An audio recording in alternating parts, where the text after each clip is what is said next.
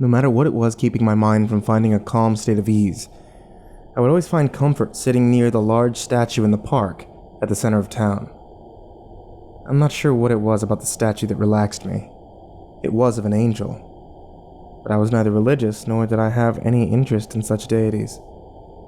Despite all of this, whenever I sat below said statue, my worries seemed to vanish, leaving me with a great sense of focus. This made my tough days a lot easier to cope with. It especially helped in the summer due to its large size.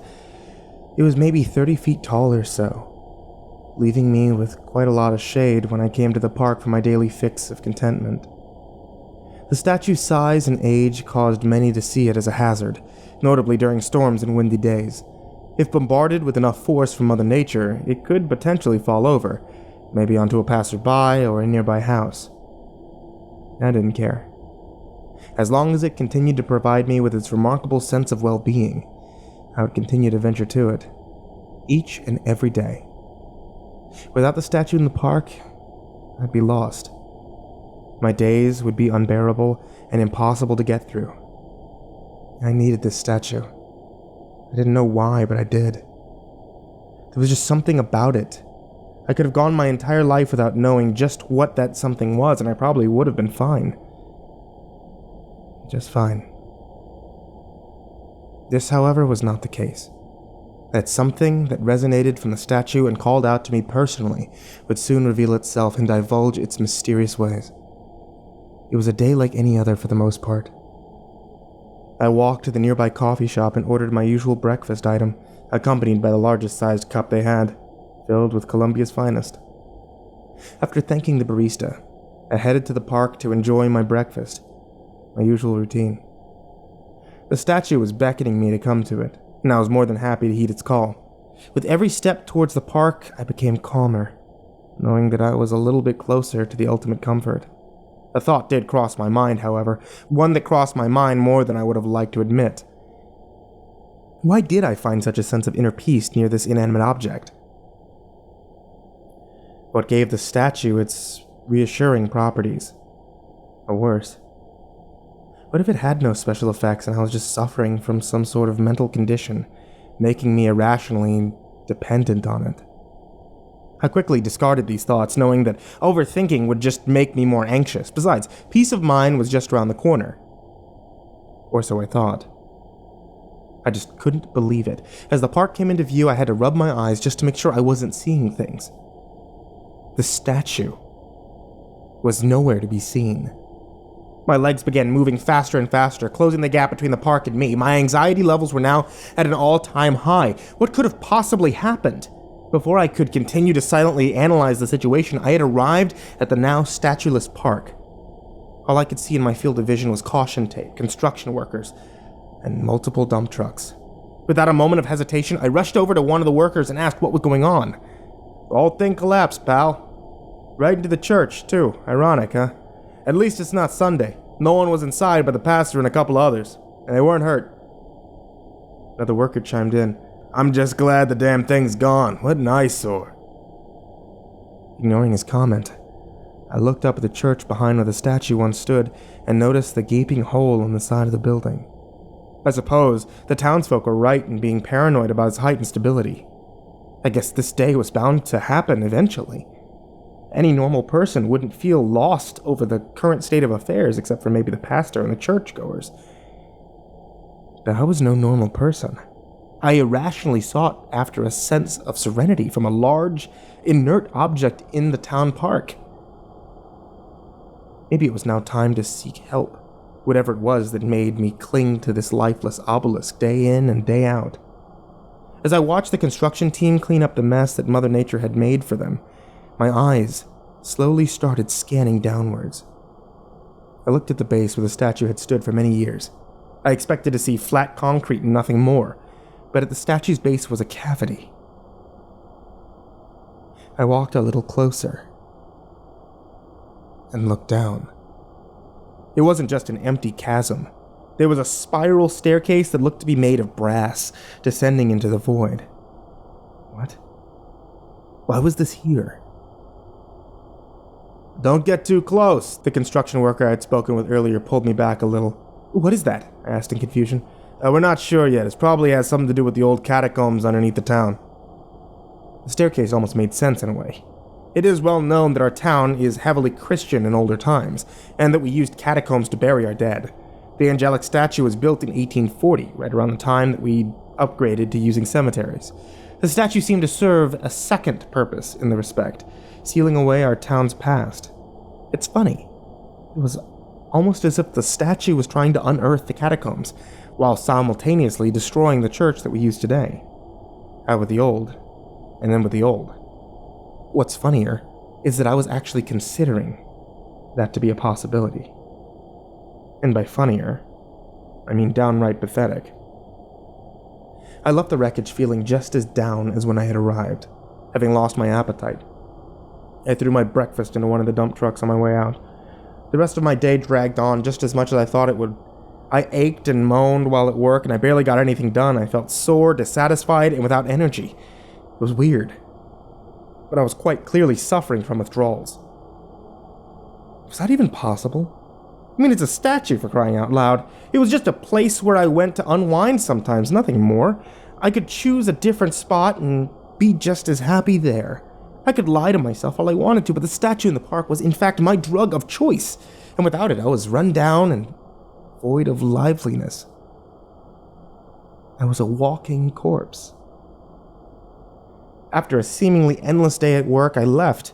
Most people yearn to go home and relax when they leave work, but not me. Not this time. Without that large hunk of stone standing in the park, I couldn't relax. Because of this, I decided to go for a late walk around town to collect my thoughts. I didn't think it would help. But you never know. I started at my house and headed out in the opposite direction of the park. I couldn't bear to see it empty. As I hiked through the vacant streets, my thoughts became convoluted and confusing. I couldn't seem to control the scenery within my own mind. I kept seeing the base where the statue was. This image began to fill my field of vision. Instead of walking down an empty street, I was now walking in the park towards the brass spiral staircase that I had seen earlier. It was like a daydream that I couldn't snap out of. I grew frightened of what my brain was doing to me. I couldn't look away. And I couldn't close my eyes. I not only had to keep watching, but I wanted to. It was like the statue was still calling out to me, even though it was no longer there. I inched closer and closer to where the statue was as my hallucination played out in front of me. In between my slow march to the base, I could see flashes of other images, things I had never seen before. I could remember 3 things for certain. A symbol of whose origins were unknown to me. An old red wooden door with a strange knocker on it. The people dressed in what appeared to be red cloaks standing in formation around something I couldn't see. What the hell was going on? Even with this nightmarish imagery, I couldn't help but keep watching as I made my way to those brass stairs. And just as I came upon them, everything went black. I stood still for a moment, before realizing that my eyes were closed. I could still feel the cold night air around my skin, but I also heard the unfamiliar sound of an owl in the distance and leaves beneath my feet. I slowly opened my eyes. It took them a minute to adjust, but I could make out trees in front of me. I rubbed my eyes and opened them once more. I was in the woods. But how could this be? Did I walk here? How? I didn't remember a goddamn thing but the haunting images in my head.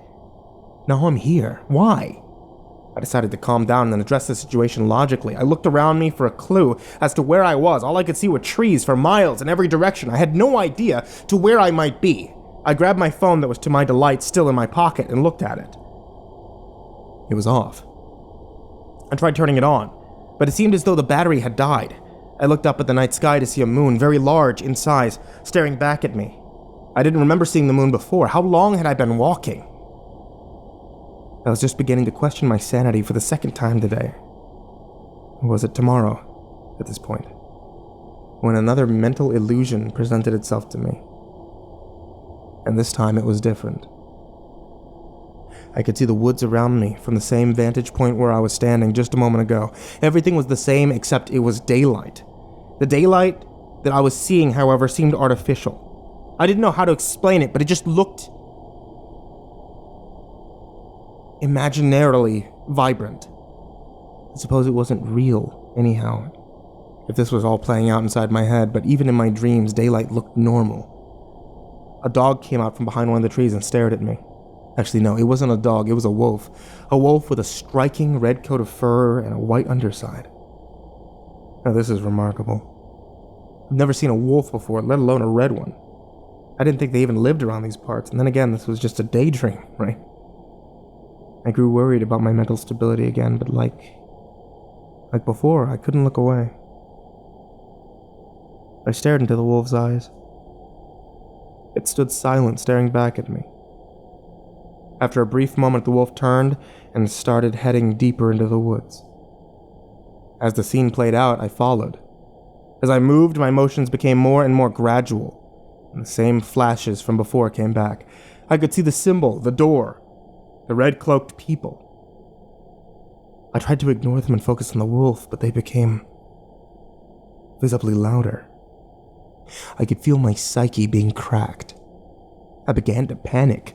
Along with the images came strange sounds that were much too loud to make out. They would have deafened me had they not been imaginary. I kept following the wolf, but I couldn't take anymore. The images were pouring in at an alarming rate, and the sounds became more unbearable. I tried to scream simply for catharsis, knowing no one would hear me. From wherever I was, my mouth wouldn't move. After another brief moment of silent torture, the images and sounds ceased. I also noticed that I was no longer moving forward. The red wolf that was in front of me, leading the way, was gone. I just stood there for a moment in an empty forest that existed only within my mind, waiting for something to happen. And sure enough, it did. I heard a bark from behind me. I could only assume that this bark belonged to the red wolf. It didn't seem like an angry bark. It was more to alert me of its presence. I could feel myself slowly turning around. To my surprise, there was no wolf behind me. Instead, there was a person in a red cloak, just like the ones I had seen in torturous flashes moments before. The person slowly looked up and removed the hood of its cloak. It was a woman. She had her eyes closed, but she smiled. It was nothing less than odd. After a few moments of eerie silence, it began to rain. I could still see the artificial sunlight coming through the trees. I felt my head peer upwards. There were no clouds in the sky. I looked down to see the red-cloaked woman now directly in front of me with her eyes open. They were red. Before I could decide to admire them or be afraid, she spoke. "Wake up." Everything turned to black once more. I could no longer hear or feel the rain. I realized again that my eyes were closed. I opened them quickly this time, curious as to where I would find myself. It was still nighttime, and I was standing right in front of the base to the statue in the park. I froze in disbelief. Why was this happening to me? I looked down at the base and saw what looked to be a sewer cap, only larger. The construction workers obviously would have had to block it off for safety reasons. I now had a choice to make. Should I go home where it's safe? And maybe talk to my doctor in the morning about this whole ordeal? Or should I satisfy my overwhelming urge to unseal the base of the statue and embark to its unsavory depths? And being the horrible decision-maker that I am, I chose the latter. I pushed the lid off the base with all of my strength. It wasn't as heavy, but I was tired of walking all night. Sleepwalking all night. I looked around to make sure no one was watching me. I felt a raindrop fall on my shoulder. I looked up as I did, and more raindrops came pouring down. I swiftly began to descend, and with what little strength I had left, I pulled the lid back on top of the base to prevent myself from getting wet. Though dry, I was now in utter darkness. I reached for my phone, but remembered the battery was dead. This is ridiculous. What am I even doing? I reached back up to pull the lid off again, but then I noticed something. Something down below. There was a flickering red light that I had not seen before. With voracious curiosity, I continued my downward trek. in hopes this red glow could shed some light on what was happening to me. I made my way down the brass staircase, feeling nervous, scared, and eager all at once. As I climbed downwards, I could feel the rain outside getting much worse, coupled with the unrelenting sound of thunder. It helped in setting an ominous tone for my descent. As if I wasn't tense enough already. I finally hit the bottom step of the staircase, followed by a dirt floor. I could actually see my feet now. And in looking up to investigate, I could see that it was a flame, illuminating the space that I was in now. There were 2 torches, freshly lit, protruding from the dirt wall in an arch-like fashion, and just beyond them I could see a door. Upon closer inspection, I could see that it was red, wooden with a peculiar knocker. It took me a moment to understand that this was the same door from my daydream. I was less awestruck and more terrified. I could feel puzzle pieces falling into place, but I couldn't see the big picture. I just knew that the answer I sought after was behind this door, and that I probably wouldn't like them. And whether I would like them or not, my unquenchable need for certainty in what has become an uncertain world overpowered my fear. I had to press on. There were no handles on the door, so I reached for the knocker. Before I could touch it, I heard a loud noise and nearly jumped out of my skin. It was just thunder. The rain outside was turning into a violent storm. I pulled myself together, took a deep breath, and reached for the knocker again. I clasped the cold metal and knocked a few times. I then stood there, waiting in fear. I could hear the rain hammering down on the ground above me, and after a few moments of nothing happening, I decided to try the knocker once more. Before I could even lift my arm, the door swung open. It opened at such a fast rate, in fact, that it hit the dirt wall behind it and swung back, leaving itself open just a crack. Needless to say, I jumped again. I didn't know how much more of this I could handle. Despite this, I moved towards the door and opened it, revealing nobody behind it. What was behind the door was a long tunnel, with more torches lighting the way. Instead of dwelling on the self-opening door or what lay ahead, I simply began walking. In no way did I enjoy this walk, however. The path was illuminated in such a conservative way that I was forced to face pitch-black darkness in a periodic fashion. There'd be a torch lighting my way, but the next torch wouldn't appear for a few hundred yards, so the light would gradually become dimmer until eventually I couldn't see anything. I tried pulling one of the torches out of the wall, but it wouldn't budge. So I just had to wait until the next one came along as I pressed on.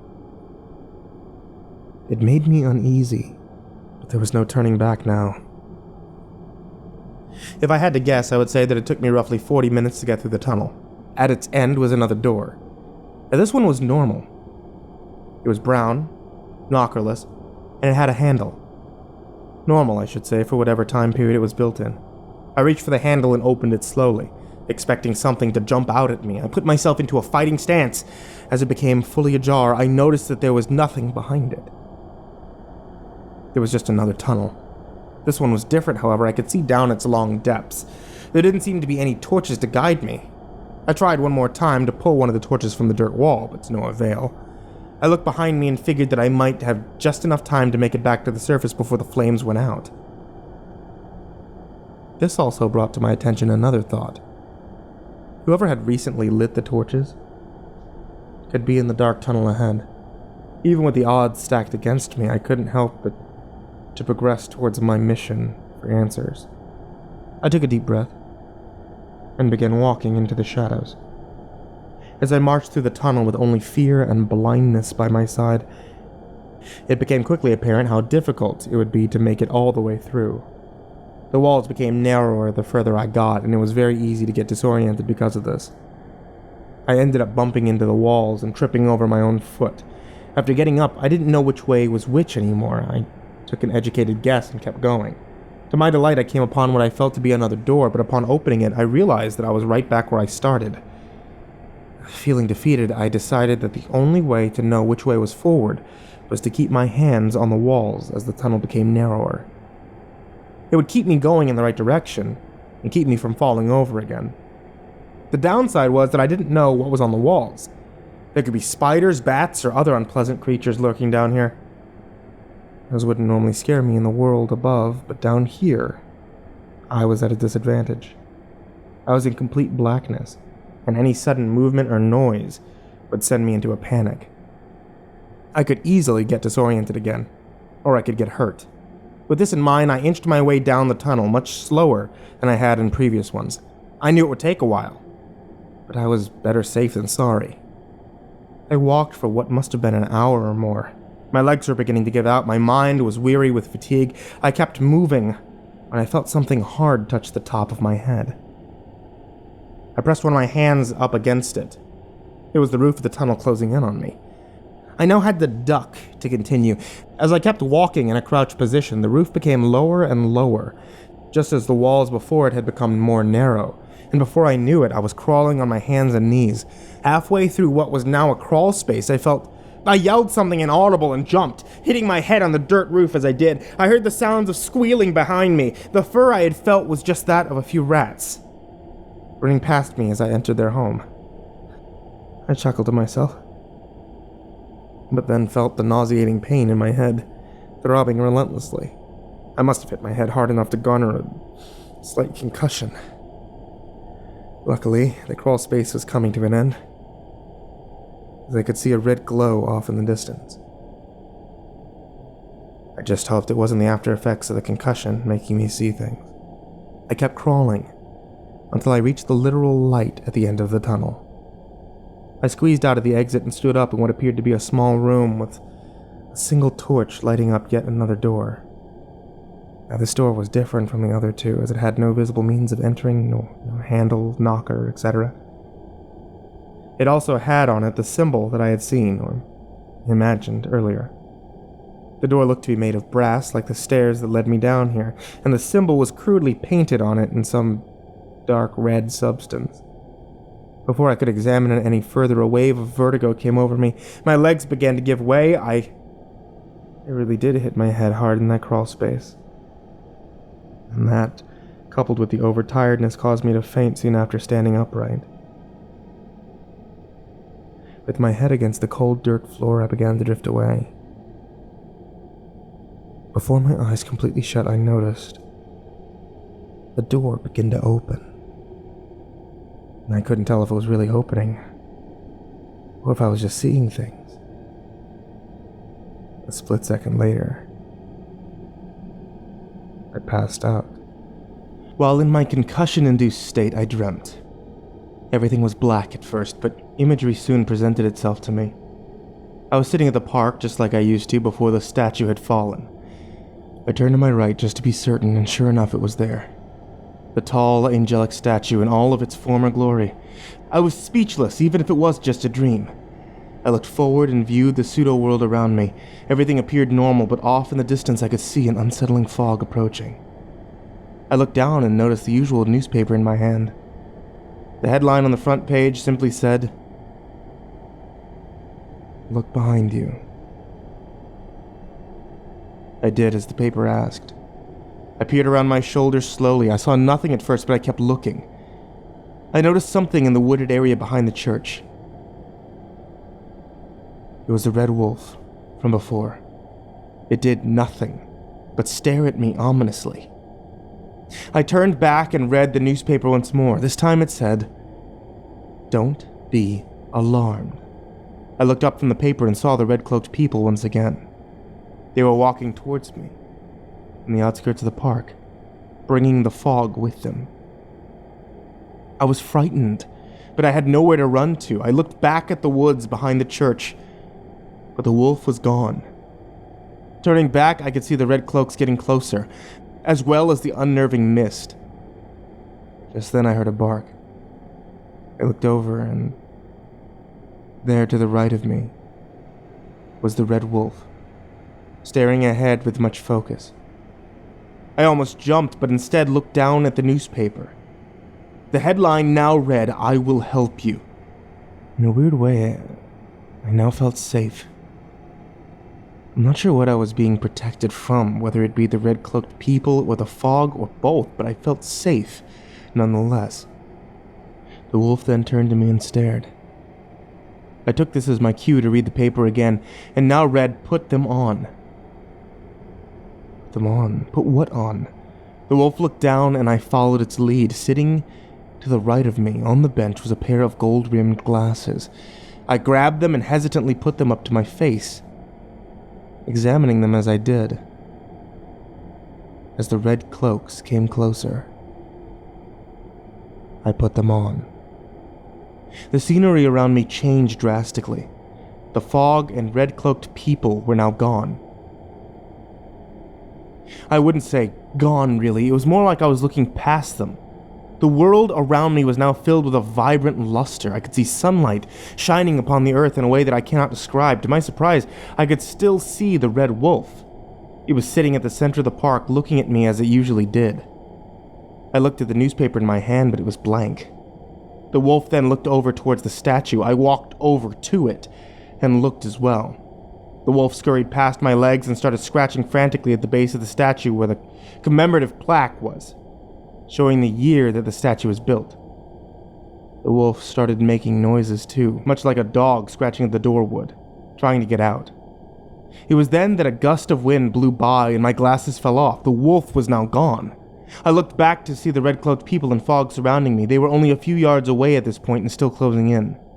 I could hear barking from within the fog, presumably from the red wolf. I quickly turned around and looked at the plaque on the statue. It didn't have a year on it like it normally did. Just 2 words. Wake up. I woke slowly from my restless slumber. Before opening my eyes, I kept still and thought to myself.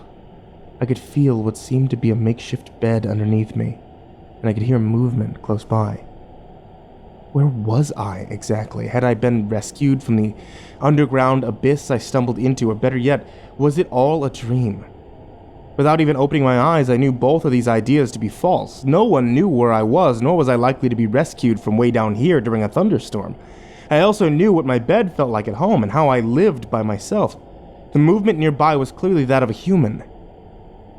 Getting more and more worried with each passing moment, I opened my eyes. I was taken aback by what I saw. I was laying on a bed in another dirt room. I turned my throbbing head over to see who was in the room with me. All I could make out in my groggy state was a red-cloaked woman standing over a beaten-up wooden table. On top of the table was a large book bound in aged leather. I could hear the person in the red cloak whispering to herself as she frantically turned the pages. I then looked around the room, wondering why I could see it all. There were no torches. Instead, hanging from the ceiling were jars. Lots and lots of jars, and each jar contained maybe a dozen fireflies. I didn't think any amount of fireflies could light up a room this well. And as I lifted up my head to get a closer look, the pain I was in became more apparent. Without realizing it, I grunted in agony. The cloak woman turned and gasped, "You're awake! This is marvelous, truly marvelous!" As she came to my bedside, I realized something. This is the woman from my dream. She had the same beautiful red eyes. How was this possible? Also, why was I no longer frightened? It had just dawned on me, but ever since I awoke, I had this strange feeling of comfort. I hadn't felt like this since I sat near the statue. What was going on? I decided that my best course of action was to converse with her. Where? Who? How?